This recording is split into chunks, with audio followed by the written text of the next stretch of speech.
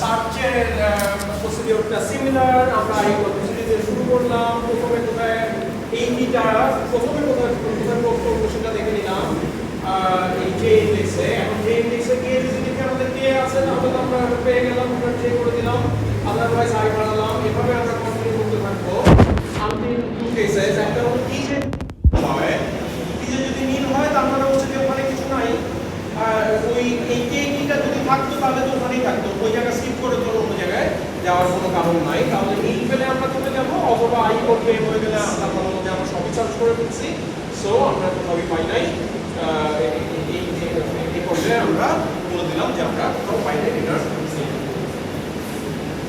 আচ্ছা, এখন আসলে ডিলিশনে আমরা যখন একটা কিছুকে ডিলিট করতে যাই, we cannot just start the slot containing the key we want to delete to contain nil। যে আমরা 17 কে ডিলিট করতে চাই, আমরা কি সিম্পলি এই 17 কে নীল বসা দিতে পারবো? না না, কেন? তাহলে স্যার আমি যদি ইয়াটা কল করি, যে ওপেন অ্যাপ্লিকেশন ফাংশনটা কল করি না, তাহলে হচ্ছে যে এটা কি নীল দেখা মানে দেখাবে এরপর এখানে যদি আমরা নীল বসায় ফেলি, যে 17 আগে ছিল 17 ইনসার্ট করছিলাম, এখন 17 কে ডিলিট করে দিচ্ছি, এই জায়গায় যদি নীল বসায় দেই, দেন আমরা যদি 10 সার্চ করতে যাই তখন কি হবে? 10 সার্চ করতে গেলে 10 কে নিয়ে পড়ে প্রথমে আসবো এখানে। এখানে এসে ওই যেভাবে আমরা সার্চটা লিখলাম, এখানে এসে যদি দেখে নীল, সে তো ভাববে যে 10 থাকলে তো এখানেই থাকতো, এখানে যেহেতু নীল তারপরে 10 কোথাও নেই, তাহলে তখন সে একটা ভুল কল ক্রিয়েট চলে আসবে।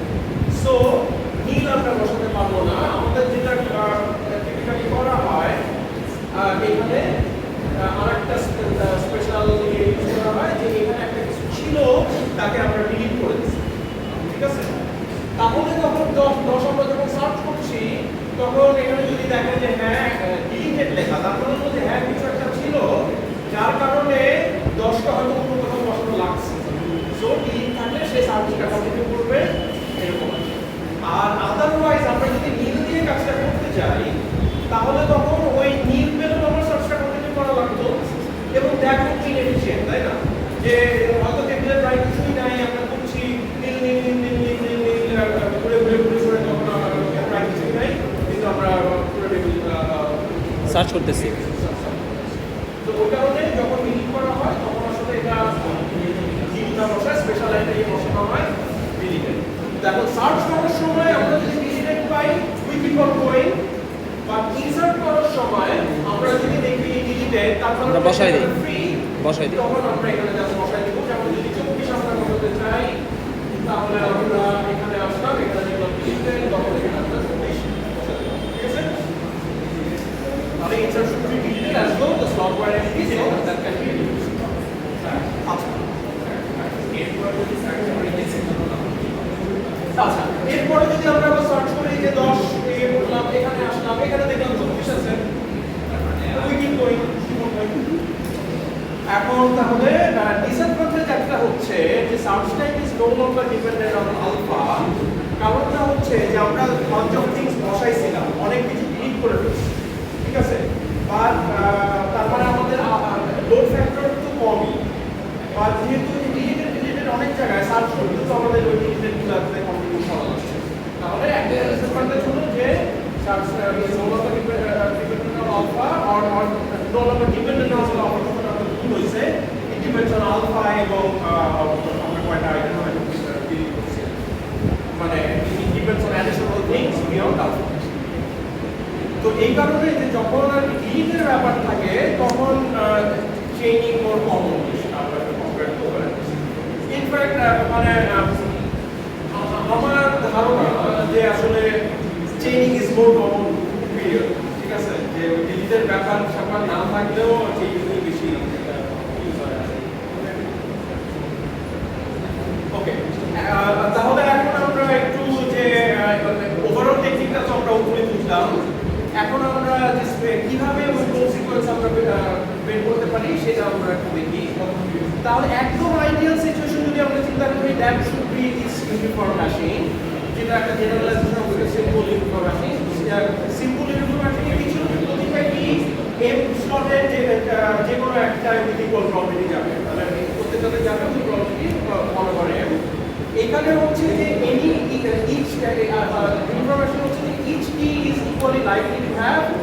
any of the m factorial permutations of 0 1 on the order of m minus 1 as a proof sequence তাহলে ওর proof sequence-টা মানে possible number proof sequence-টা আসলে m factorial তাই না তাহলে আইডিয়াল কেসে যে প্রতিটা কি proof sequence এই m factorial সংখ্যক proof sequence-এর যে কোনো একটা যদি হয় মিনিমাল কোয়ান্টিটি সেটা হচ্ছে আইডিয়াল কেস বাট এটা আসলে হার্ড টু ইমপ্লিমেন্ট কাজে আমাদের কিছু হিউরিস্টিক বেস টেকনিক লাগবে যেটা will at least guarantee that the proof sequence is a permutation of 0 1 on the order of m minus 1 এই পারমুটেশনের ব্যাপারটা কেমন লাগবে আবার যদি বলি যে পারমুটেশন যদি না হয় পারমুটেশন মানে কি যে ওই এই 0 1 m minus 1 এই সবগুলো নাম্বার এই সাম অর্ডার আছে তার